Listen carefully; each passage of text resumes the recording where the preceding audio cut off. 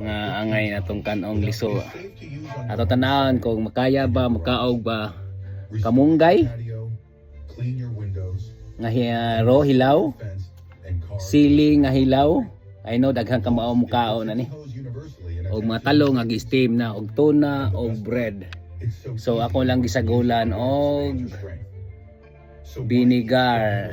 So tanaw na to kung kaya ba nako mukaog grow.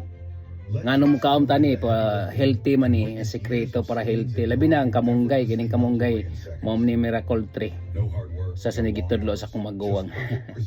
So ato i-try. Kung kaya ba mukaon ani, kung dili ba. So tuning sekretong tudlo sa akong brad pero ang brad na taga Das Bukid. Pero iyang giluto lang niya pero ako dinhi ni giluto. So ato i-try kung makaya ba mukaon. So number 1 kanon kamunggay. Try na ko unang kamunggay. Ako lang sa gulag vinegar para makaya ba. Okay. Mura tag kanding oh.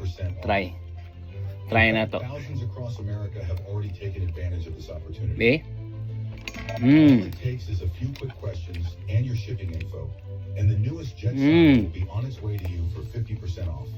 Atong suka para mugana sa atong kaon.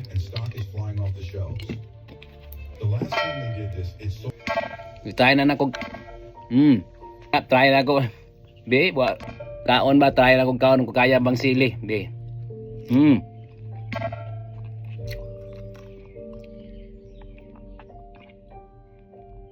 Wala ka. Hanghang gyud ay. Hang ato sa gulan para mawanghang. Unsa may purpose aning sili? Kuha na siya para circulate imong blood, mani secretos ko sa blood sa mga clog.